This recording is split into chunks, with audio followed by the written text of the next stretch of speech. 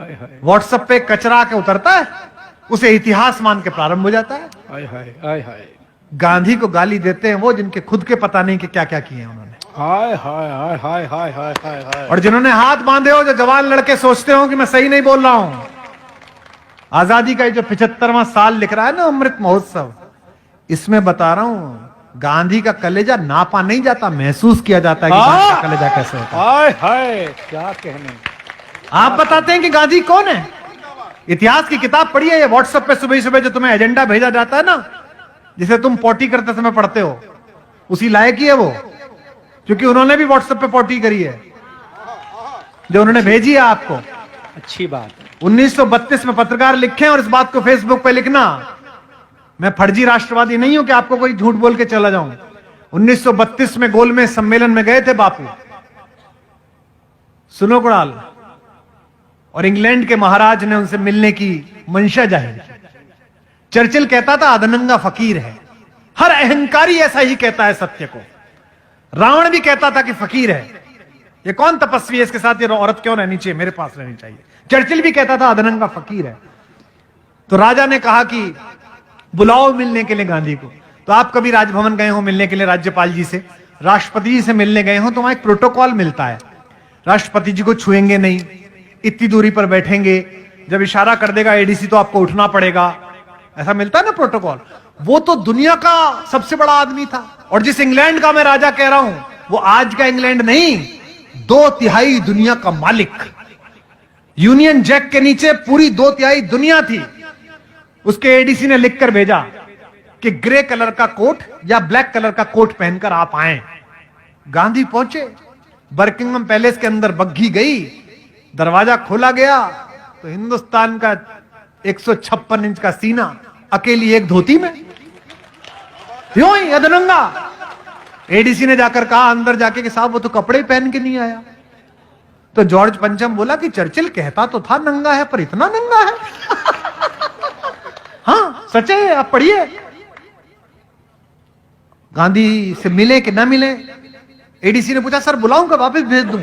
राजा को मस्खरी सूझी। राजा ने कहा देखे तो सही कौन आदमी है, पूरा देश खड़ा कर दिया आपने पीछे। उसने कहा बुलाओ अंदर। आया।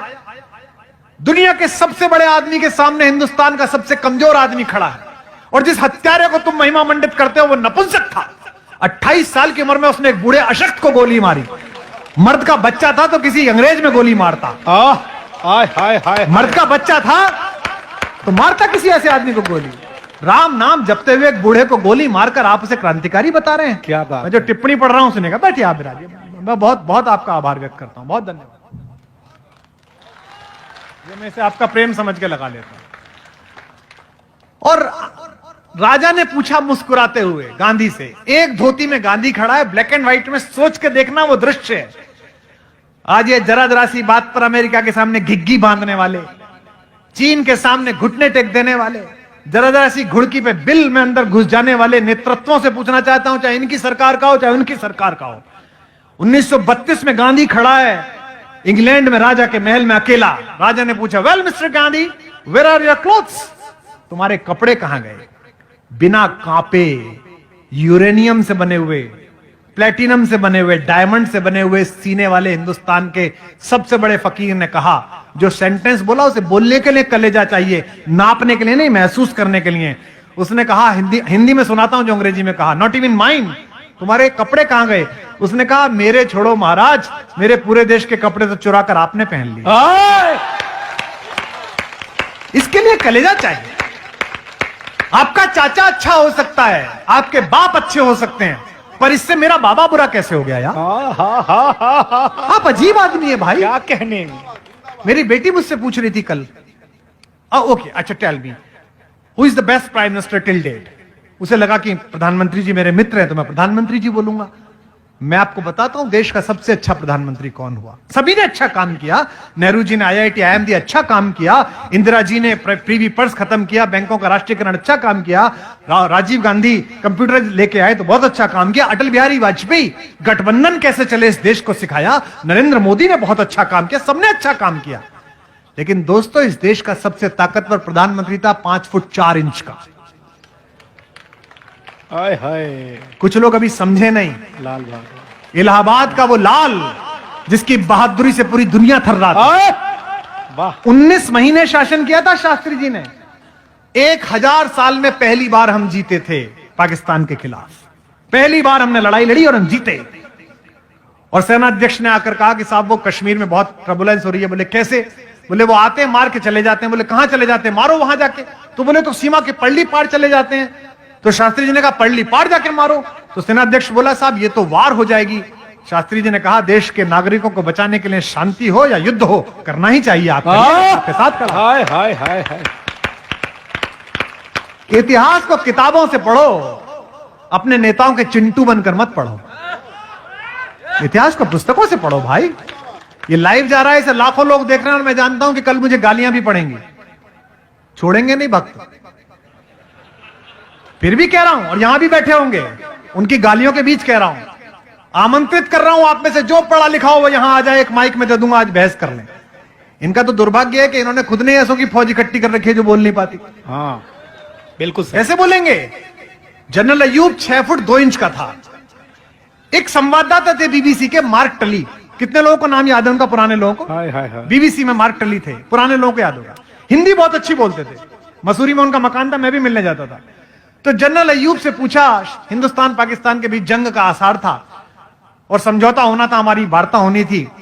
तो जनरल अयूब से मार्क टली ने पूछा कि जनरल अयूब वो इंडिया के साथ आपका बात होगा तो कैसे होगा? वो शास्त्री जी से आपका बात होगा। तो अहंकार में डूबा हुआ पाकिस्तान का खूंखार शासक बोला, मैं 5 फुट 2 इंच, वो शास्त्री 5 फुट 4 इंच, वो मुझसे क्या बात करेगा? कितना अहंकार था। भारत आए, साउथ ब्लॉक में प्रधानमंत्री कार्यालय से अपनी सफेद एम्बेसडर कार में शास्त्री जी फाइल लेके चढ़ रहे थे। मार्क टली दौड़ते दौड़ते गए, शास्त्री जी, जनरल अयूब कहते हैं कि वो 6 फुट 2 इंच के, आप 5 फुट 4 इंच के। लड़ाई होने वाली है, लड़ाई के बाद आप दोनों क्या बात करेंगे? बोले वो मुझसे क्या बात करेगा? शास्त्री जी ने मुस्कुराते हुए विनम्रता से जो जवाब दिया वो आपकी हथेलियां गर्म कर देगा। शास्त्री जी ने कहा, जनरल साहब ठीक कहते हैं, लड़ाई पूरी हो जाने दीजिए, हम दोनों मिलेंगे, जरूर मिलेंगे, लेकिन हश्र ये होगा कि वो नजर झुकाकर बात कर रहे होंगे और मैं नजर उठाकर बात कर रहा हूं। क्या बात है, क्या कहने। ऐसे लोग हमने पैदा किए इस देश में। कहने, वाह वाह, क्या संस्मरण है, वाह वाह वाह वाह। पाकिस्तान के 2 टुकड़े करने वाली महियसी श्रीमती इंदिरा गांधी हमने पैदा की। आप उससे भी महान काम करें। ईश्वर करे कि पाक अधिकृत कश्मीर आप भारत को दिला दें। हम आपके सम्मान में भी कविताएं लिखेंगे। हम आज से 20 वर्ष बाद आपके संबंध में भी ऐसा करेंगे। लेकिन एक बात ध्यान रखना, आखिरी बात कहकर कविता पढ़ता हूं, जो पीढ़ी अपने इतिहास को गाली देती है उसे वर्तमान भी मार्ग नहीं देता और भविष्य भी उसके लिए रास्ता नहीं। मेरे दादा ने 18 बीघे की छोटी सी खेती करके गरीबी में वक्त काटा। मेरे पिताजी ने प्रोफेसर बनके उसी गांव में एक पक्का मकान बनाया। मैंने हिंदुस्तान का सबसे महंगा कवि बनकर उसी गांव में एकड़ों में फैला हुआ फार्म हाउस बनाया। आज मैं उस फार्म हाउस में बैठकर अपने दादा को गाली दूं कि उस पर एक कच्चा ही मकान बन पाया तो मैं एक नीच पोता हूं और एक खराब भारतीय। अच्छी बात है, अच्छा बात है, अच्छी। तब कविता पढ़ रहा हूं। स्वागत।